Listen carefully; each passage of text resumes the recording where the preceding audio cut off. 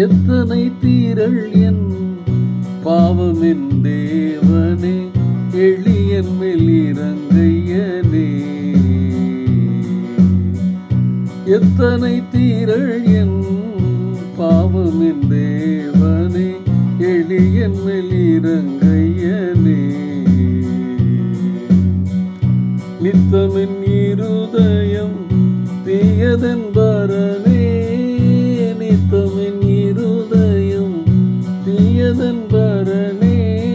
நிலைவரம் எனில் இல்லை நீ என் தாபரமே, நிலைவரம் எனில் இல்லை நீ என் தாபரமே.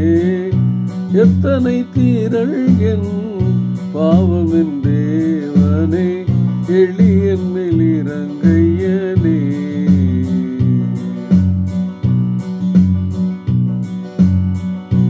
என்றன நீதிகள் என் கண்கள் முனமே, இடைவிடாதிருக்கையிலே. உந்தன் மிகும் கிருபை ஓ மிகவும் பெரிதே, உந்தன் மிகும் கிருபை ஓ மிகவும் பெரிதே. உத்தம மனமுடையோ என்னை ஆளும், உத்தம மனமுடையோ என்னை ஆளும்.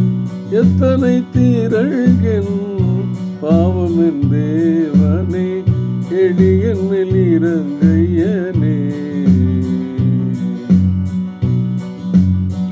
டியர் ஃப்ரெண்ட்ஸ், அன்பின் வாழ்த்துக்கள். ஆண்டவரும் இரட்சகருமாகிய இயேசு கிறிஸ்துவின் இனிய நாமத்திலே உங்களை வாழ்த்துகிறேன். என் பாவம் திரளாக இருக்கிறது என்பதை உணரும் பொழுதுதான் அதை அகற்றி போடுவதற்கு ஒரு வழியை நாம் தேடுவோம். நான் பாவி என்று உணராத வரை பாவத்தை களைந்து போடுவதற்கான பிரயாசங்களிலே நாம் ஈடுபட மாட்டோம். அப்படி பாவத்தை களைந்து போடுவதற்கு நான் என்ன செய்ய வேண்டும் என்று நான் தீர்மானிக்கும் பொழுது, இல்லை தேடும் பொழுது, ஆண்டவராய் இயேசு கிறிஸ்துவை அறிந்து கொள்கிறேன். ஏனென்றால் அவர் பாவ விமோசனர். அவரே என் பாவங்களுக்காக தன்னை கொடுத்தவர். அவரிலே காண்கின்ற அன்பு என்னை கவர்ந்தெழுக்கிறது. அதன் விளைவு என் பாவங்களுக்கு மறுப்பு சொல்லி பரிசுத்தரை நோக்குகிறேன். இந்த ப்ராசஸை அனுதினமும் நாம் கடைபிடிக்க வேண்டும், நாட வேண்டும்.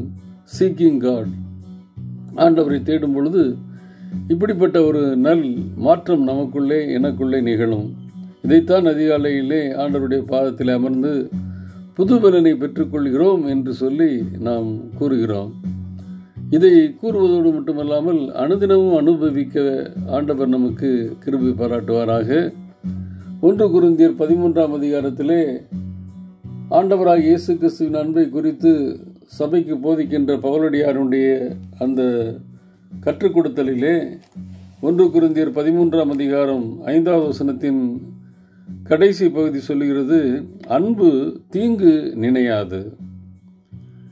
ஏற்கனவே அந்த வசனத்தில் அன்பு அயோக்கியமானது செய்யாது, தற்பொழிவை நாடாது, சினமடையாது என்ற 3 காரியங்களை நாம் தியானித்து விட்டோம். 4வது பகுதி, அன்பு தீங்கு நினையாது. பிறர் நமக்கு செய்த தீமைகளை அது நினைக்காது. உலகத்திலே ஒரு மனிதன் மிகுந்த வேதனைப்படுபவன் அப்படின்னு சொல்லி பார்த்தோம்னா, அவனுடைய பின்னணியத்தில் பார்க்கும் பொழுது அவன் ஒரு ரெக்கார்டு மெயின்டைன் பண்ணுவான். அந்த ரெக்கார்டில் என்ன எழுதி வச்சுருப்பான்னா, பிறருக்கு தனக்கு செய்த தீமையை எழுதி வச்சுருப்பான். ஆங்கிலத்தில் இந்த வசனத்துக்கு அழகாக சொல்லப்பட்டிருக்கிறது. தீங்கு நினையாதுன்னு சொல்லுகிற அந்த வார்த்தைக்கு, it does not keep record of wrongs, it keeps no record of wrongs. பிறர் செய்த தீமைகளை ரெக்கார்ட் பண்ணி வச்சிருக்கிறார். சில நேரங்களில் கடுமையான சண்டை வரும் பொழுது இன்றைக்கி என்ன பண்ணிடுறோம்னா, செல்லுலேயே ரெக்கார்ட் பண்ணி வச்சிடுறோம். அது கேட்கும் பொழுதெல்லாம் பகைமையும் விரோத மனப்பான்மையும் நமக்கு ஏற்படுகிறது. அதை காட்டிலும் இருதயமாகிய பலகையிலே நாம் ரெக்கார்ட் பண்ணி வச்சோன்னு வச்சுங்களேன், பிறர் செய்த தீமைகளை நமக்கு நிம்மதியே இருக்காது, வேதனை தான் இருக்கும். இன்றைக்கி அநேக நேரங்களிலே அதைத்தான் பின்பற்றுகிறோம். ரெக்கார்ட் ஆஃப் ராங்ஸ் இருக்கக்கூடாது, ரெக்கார்ட் ஆஃப் ரைட்ஸ் தான் இருக்கணும். பிறர் நமக்கு செய்த நன்மைகளை எழுதி வைக்க வேண்டுமே ஒழிய, நினைவில் வைக்க வேண்டுமே ஒழிய, பிறர் செய்த தீமைகளை நம்ம ரெக்கார்ட் பண்ணி இருதயத்தில் எழுதி வச்சுருந்தோம்னா அது என்னை தூக்கம் போயிடும், எல்லாம் நிம்மதி போயிடும். உலகத்திலே ஒரு வேதனை உற்ற ஒரு மனிதன் அப்படின்னு பார்த்தா அவன் பிறர் தனக்கு செய்த தீமைகளை, தீங்குகளை, பேசின பேச்சுகளை ரெக்கார்ட் பண்ணி வச்சுருப்பான் பார்த்தீங்களா, அவன் தான். அப்போ இன்றைக்கி ஆண்டவர் சொல்கிறாரு, என்னுடைய அன்பு இருந்துச்சுன்னா அந்த ரெக்கார்டு உங்கள்கிட்ட இருக்காது, அந்த ரெக்கார்ட் புக்கே இருக்காது.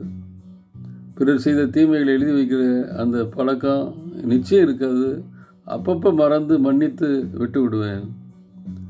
காயினும் ஆபேலுடைய வாழ்க்கையிலும் பார்த்திங்கன்னா ஏதோ ஒரே நாளில் நடந்த சம்பவம் அல்ல. ஆபேலை குறித்த தகவல்களை அவன் என்ன பண்ணா, அவன்கிட்ட உள்ள நன்மையான காரியங்களை நினைக்காதபடி அவன் தனக்கு தீமை செய்தான் என்று சொல்லி அவன் மேலே பொறாமை கொண்டு அதை ரெக்கார்ட் பண்ணி வச்சிட்டான்.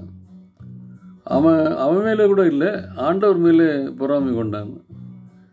எனக்கு ஆண்டவர் என்னை ஓரவஞ்சகமாக பார்க்குறாரு, பார்ஷியலாக பார்க்குறாருன்னு சொல்லி நினச்சி ஆண்டவரை குறித்த ஒரு தவறான ரெக்கார்டை அவன் எழுதி வச்சதுனால பகைமை யார் மேலே வந்துச்சுன்னா சகோதரன் மேலே வந்துச்சு.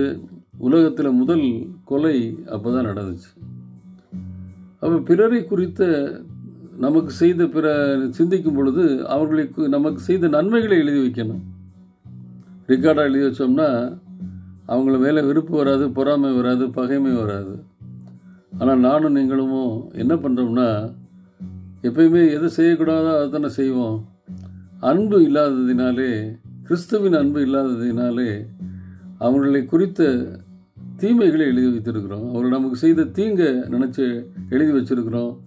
அது கடைசி வரையும் அவர்களோடு கூட ஒப்புரவாவதற்கு தடையாக இருக்கிறது. கிறிஸ்துவின் அன்பு தீங்கு நினையாது. இன்றைக்கு அப்படி ஏதாவது ஒரு ரெக்கார்டு வச்சுருந்தேன்னா அதை சுத்தமாக அழிச்சிட போகிறோம். ஆண்டவர்கிட்ட சொல்லி ஒரு ரப்பர் கொடுங்க ஆண்டவரே, அதை நீங்கள் மட்டும்தான் அழிக்க முடியும், உங்களுடைய அன்பை கொடுங்க, அதை வச்சு இந்த தீமையான ரெக்கார்டை பூரா நான் அழிச்சு போடுறேன் அப்படின்னு சொல்லி ஆண்டவர்கிட்ட கேட்போம். அவர் அதை தீங்கு நினையாதபடி நாம் நடப்பதற்கு ஆவிக்குரிய பலனை கொடுப்பார். அப்படிப்பட்ட ஒரு வேண்டுதலோடு இன்றைக்கு நுழைவோம். பிறர் நமக்கு செய்த தீமைகளை மறப்போம், அவர்களை மன்னிப்போம், அவர்களோட அன்பு கூறுவோம். அதுவே கிறிஸ்துவின் அன்பாக இருக்கிறது. அப்படிப்பட்ட ஒரு அன்பை வெளிக்காட்டுவதற்கு இந்த நாளை பயன்படுத்துவோம். கர்த்தர் தாமே நம்மை ஆசீர்வதிப்பாராக. ஆமேன்.